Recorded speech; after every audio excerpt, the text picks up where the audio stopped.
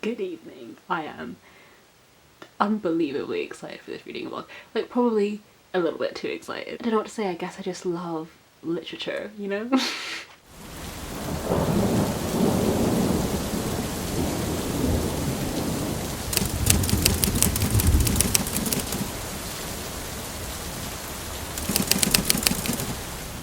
So good evening, it is the 1st of February and we all know February is the month of love. The month where BookTube starts giving out its best romance recommendations, its best steamy books, and we get all of the romance reading vlogs, of which this is one. I did 3 romance reading vlogs last year. I don't know if I'm doing 3 this year because I don't know if I have like the time or even the books on my TBR to do so, but last year I read a Regency romance for the first time, and then I read an erotica novel for the first time, and then I read BookTube's steamiest favourites in a sort of roundup video, and I had a lot of fun. I'll link all of those in the description if you're looking for more romance content from me, but this one I'm so excited for. And I'm wearing my Romeo and Juliet t-shirt, so I am primed and ready to fall in love, you know? I believe in it, it's there.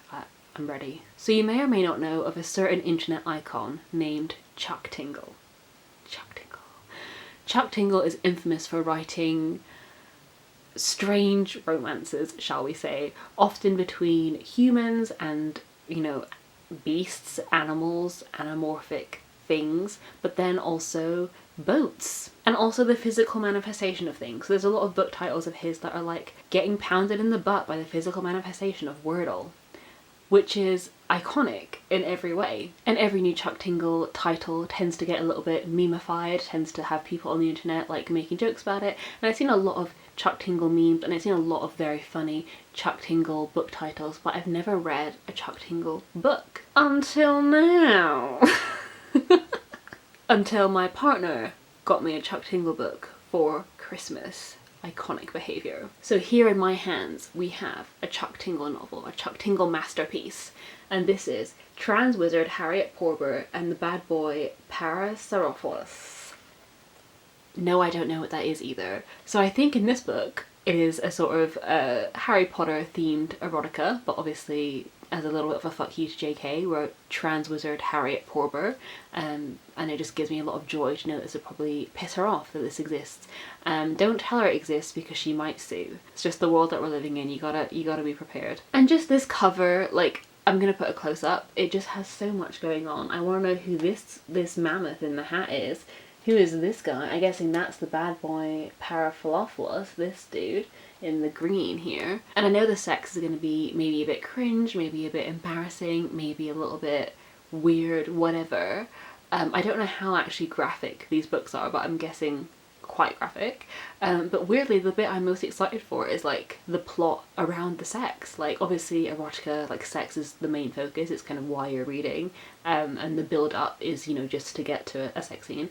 But weirdly, I'm curious, like, what is the plot? What are the characters like? What's the dialogue gonna be? Like, what's the tension? What are the stakes? Those are the things that are kind of intriguing me a little bit more than the weird dinosaur sex. It's gonna be a journey. It's going to be a new experience for me. As I said in my erotica reading vlog last year, I'm just not very well versed in erotica at all. And so yeah, I'm very excited to take a dive and lose my Chuck Tingle virginity. And also what I think is quite funny is that I am partway through Nights at the Circus by Angela Carter, which is the January pick for our Briar's book club, and I'm enjoying it immensely. But obviously it being the 1st of Feb, I want to make a start on this so that the reading vlog can be up in time. But I just think it's very funny that I'm going from objectively lush, you know, breathtaking command of language and like complex themes to Chuck Tingle, who also actually could be having complex themes and lush language. I don't know, who am I to judge? I want to go into this completely open-minded, so I'm either going to start this tonight or tomorrow, but I will let you know. I'm so excited to do my first update of this reading vlog. I hope you're ready, because I am.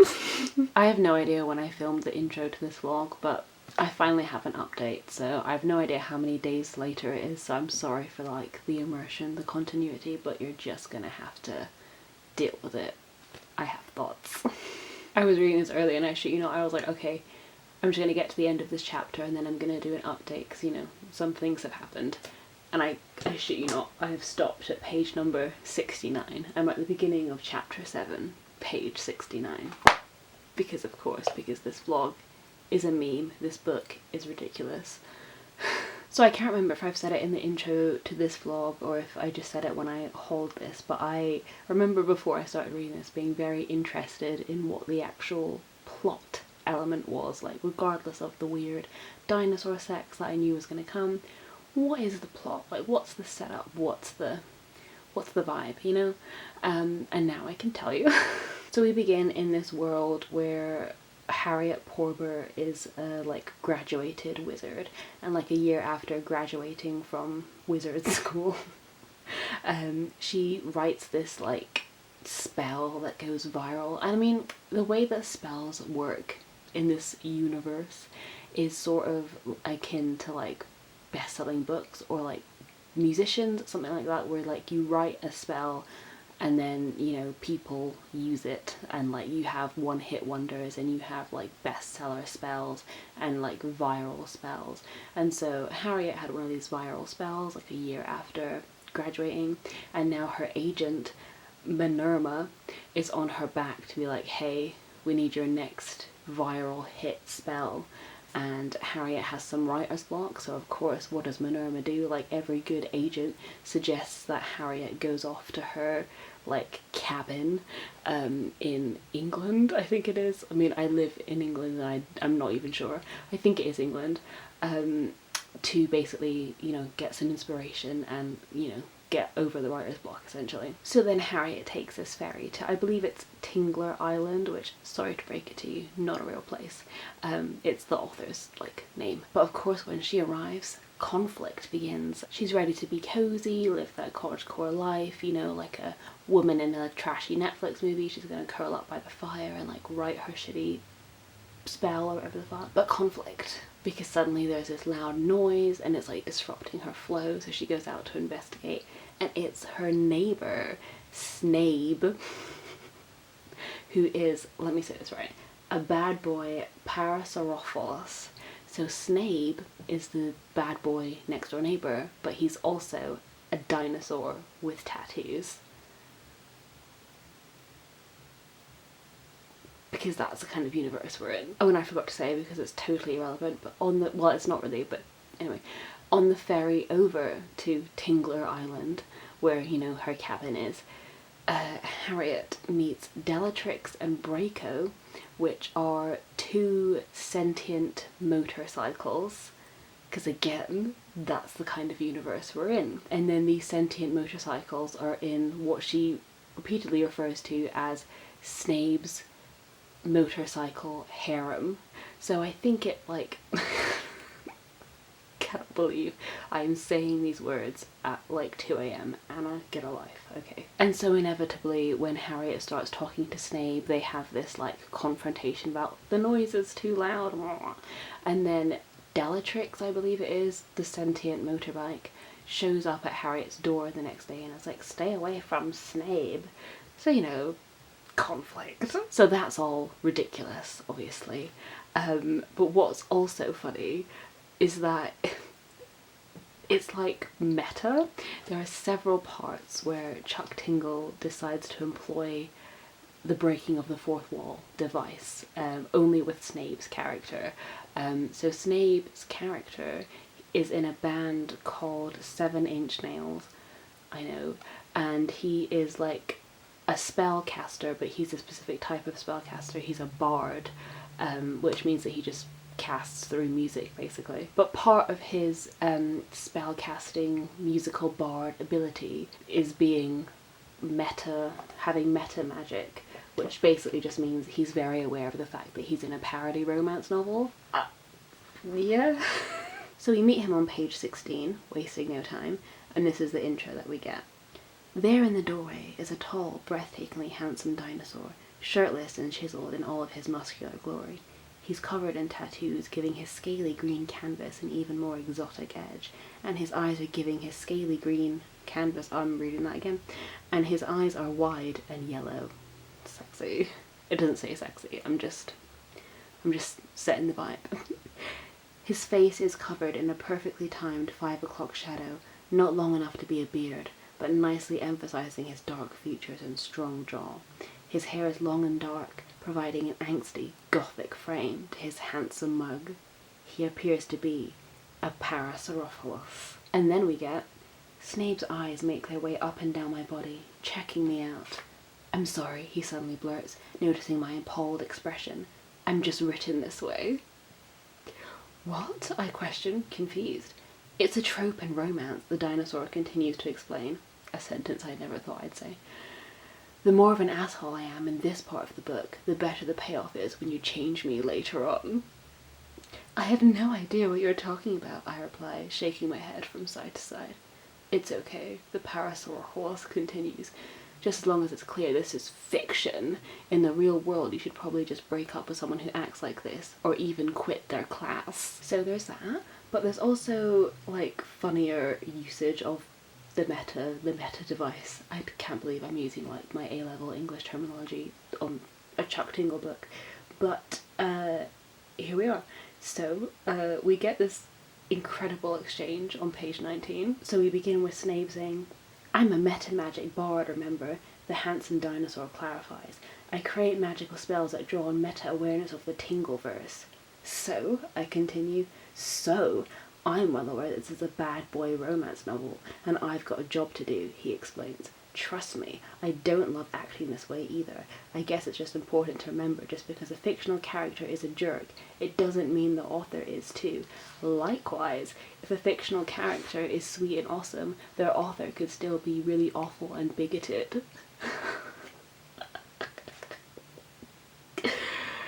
Drag her, Chuck. Drag Joanne. That's what we're here for. I am honestly, like, really baffled that this exists. We know that Miss J.K. is a little bit notorious for just being a dick, one, and also, like, going after people for, like, tiny copyright infringements, right? So I'm really, really shook that this exists, because it's not sly in the slightest, but I guess maybe legally she doesn't have a leg to stand on if all the names and stuff have been changed. I mean, it's just kind of incredible. I don't really know what to say. I did say that I had thoughts at the beginning when I started filming this, but I don't know if I do have thoughts. I'm just a little bit in awe. Like, it's playing out like a sort of, you know, generic romance, and Chuck Tingle is very aware of that fact, and he's, you know, pointing out the devices as he's using them, like the bad boy trope, the enemies to the lovers, the toxic relationship that we wouldn't condone in real life. All of that stuff is there. Just, there's also a dinosaur and sentient motorbikes and occasional dissing of J.K. Rowling. So I'm having fun. I don't really know what's to come. Right, I did say I was on page 69, and the reason I wanted to stop at that chapter was because chapter 6 is where we have the first sex scene. The first of, I don't know how many sex scenes, I will let you know when I get to the end. But it was interesting. Harriet just takes a walk in the woods, and he's there, and then they start to have sex. Okay, so they have some dumb preamble about how Harriet helped Snape with his writer's block, and he gives her the rough draft of his next song spell. And then we have preamble, and then my breathing heavy. I suddenly find my body surging with lust. Because he smirks. There it is. It's the smirk. The classic bad boy romance novel smirk. Chuck knows his tropes. And then we get, suddenly I'm kissing Snape deeply, our lips meeting in an explosion of passion. Before I can even fully comprehend what's happening, my hands are roving across his dinosaur body, tracing the curves of his muscular chest that I've spent so long mapping with my eyes. His large prehistoric frame, what a sentence, is even more impressive under the palms of my hands, every single inch of the Parasaurolophus toned to absolute perfection. What am I doing? I gasp. What am I doing? That's the real question. I'm sitting on my floor at 2:30 a.m. reading dinosaur Harry Potter inspired erotica to myself, which I will then edit later and upload to the internet. I'm 24 years old. Alright, sorry, what am I doing? I gasp. Taking what you want, Snape informs me. I have no idea if this is the truth. I'm not interested in joining the dinosaur's motorcycle harem. I told you it was the motorcycle harem. Not that there's anything wrong with that, but the cravings bubbling up within me would say otherwise. Of course, one moment of passion doesn't have to be anything other than just that, and all these things can be sorted out later. Right now, consequences are the last thing I want to think about. Because he's just so sexy. Oh yeah, and something that I literally forgot was a thing until this sex scene, because it's literally not mentioned at any other point in the book, is that both Snape and Harriet are trans. Which, I know it's just as a fuck you to J.K, so I'm not expecting Chuck Tingle to have all the right terminology and all the right sensitivity when it comes to depicting a sex scene between two trans characters. So, like, part of that is a little bit like, I get why it's here. It's like a fuck you to Joanne being a TERF. I get that. And this whole book is like a fuck you to her. Like, I know we're not supposed to take it seriously, but I just feel like trans rep is so atrocious, and I kind of feel awful that this is like one of the only books that I've read that has like trans representation, and that's partly on me. Like, I need to do more. Good on Chuck Tingle, I guess. I don't know. I'm not qualified to talk about how good the representation is here, but I'm gonna make an educated guess and say not that great. I don't know. There's also a bit where they want to go for round 2 and Harriet uses a spell. She says sexualis secundus in order for her to get hard again, to do it again. So that's exciting. That's the content that we were really missing in Harry Potter, was all of the spells for sex. All the sexual related spells. And it did remind me of that like iconic bit in the Mortal Instruments where Clary designs a rune for birth control. Like, Cassie Clare had the confidence and like absolute legendary behaviour. So I'm pretty sure that's everything I flagged.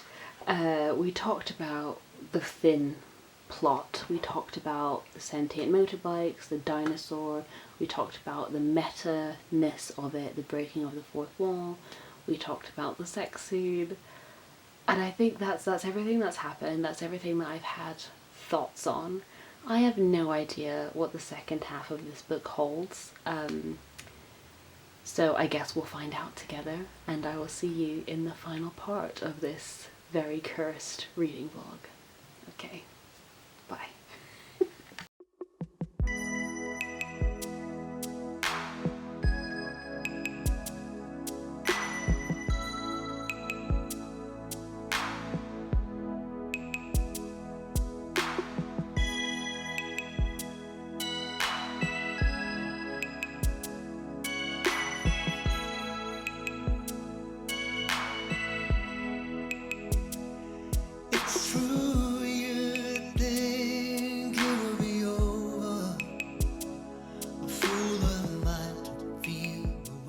So it's done.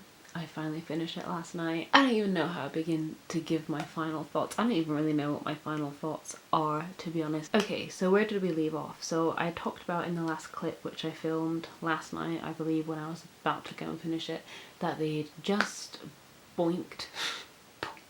They just had sex, basically. Harriet had sex with the bad boy dinosaur Parasaurolophus. And then I carried on reading, and some stupid stuff went down. So after they had sex, he gave her a draft of his newest spell song, which was like super top secret. He'd been working on it for a while, and he was like, oh, this is my new song, like, oh, listen to it.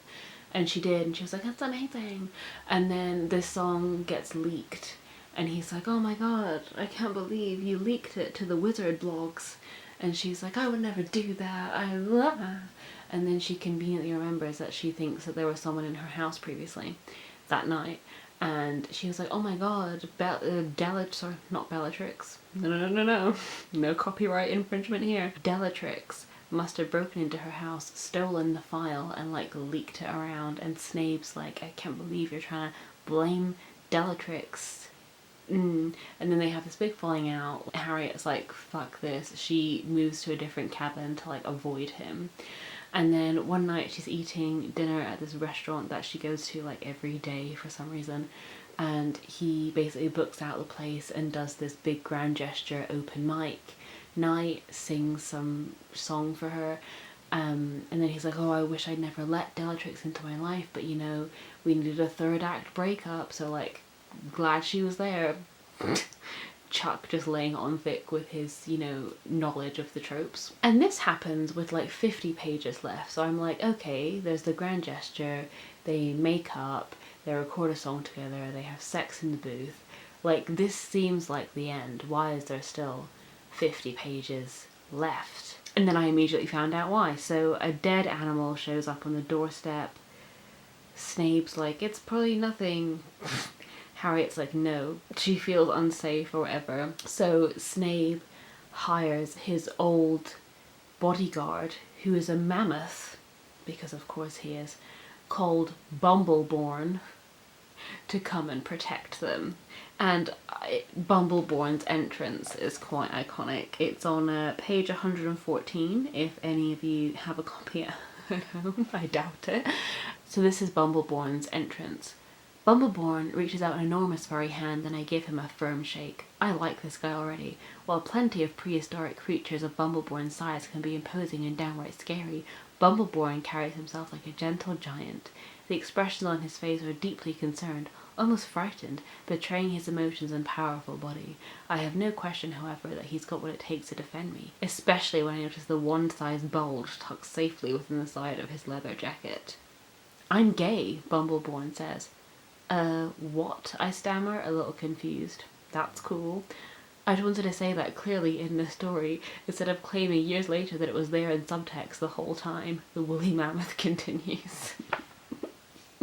Dragger. I think that was the most exciting moment of the second half of the novella. So yeah, Bumbleborn's around and he's like protecting Harriet while Snape goes off to do a concert, and then suddenly they see like this weird threat written in motorcycle oil, which is like, tonight's the night, which honestly could mean a myriad of things. It could be exciting, it could be like, you know, an invitation for not something bad. But no, this is like a threat, so Harriet freaks out. So then Harriet tries to get to the concert, and then there's this big whole thing on the boat, and then Bellatrix shows up on a boat, and then there's this weird fight sequence, which like happens, I guess.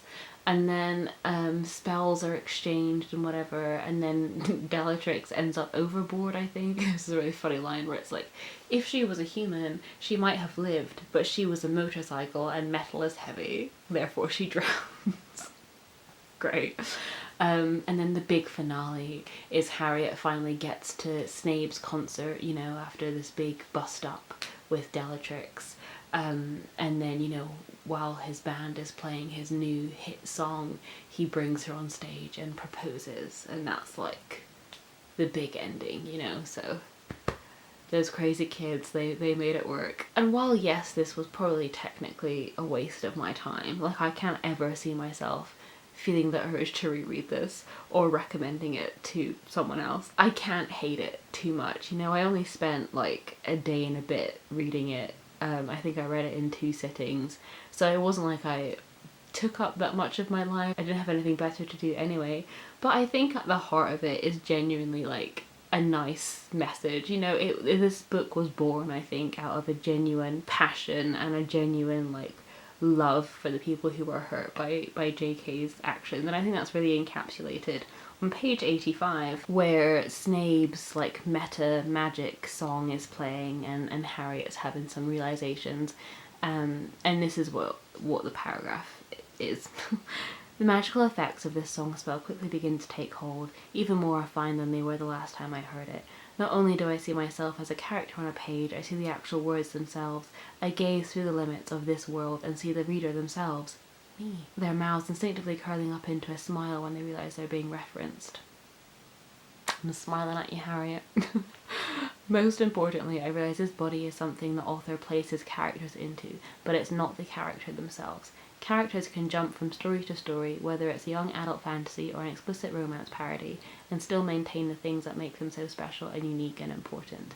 They can be placed into a body that fits them perfectly, or one that is hopelessly out of sync. A professor, a rock star, or a dinosaur. Either way, what makes them who they are is the heart and soul of each character, not the shell that it's wrapped in. And so while it's silly, and people obviously will hyper-focus on the dinosaur bad boy sex, I really do think at the heart of this book specifically is like a beating heart and a genuine like love and passion for those who have been upset by J.K Rowling being a TERF, and you know, for the trans community as well. So I don't know, like I don't know if I'd recommend it, but like it was a fun short reading experience that I'm glad I had. I enjoyed the little references, I enjoyed the ridiculousness of it, and the meta-ness, you know, surprised me. And yeah, I don't really know what else I have to say about it. I'm not sure if I'll read any more Chuck Tingle erotica, because I feel like this is one that I was primed to enjoy just because the references were catered towards me, and like I very much vibed with the whole sort of like reclaiming Harry Potter and you know, denouncing like turfy bullshit. And I feel like maybe without that element to it, I just couldn't get on board with like the bestiality erotica. I don't know. But anyway, yeah, I think that's everything I had to say. There's also a small part of me that's like mildly concerned that I'm currently in the middle of applying frantically for jobs because my job comes to an end this month, and I am worried that like if employers looked me up, the most recent video on my YouTube channel is dinosaur erotica. I mean, I guess it would set me apart, right, from other candidates. Let's hope that's how prospective employers see it. I am unique and special, and I can bring that to your team. Thank you so much for watching this ridiculous vlog. Please do let me know if you enjoyed it, and if you read any of Chuck Tingle's Tingleverse, or if you're intending to. I would love to know, and I will see you very soon with another video soon. Bye.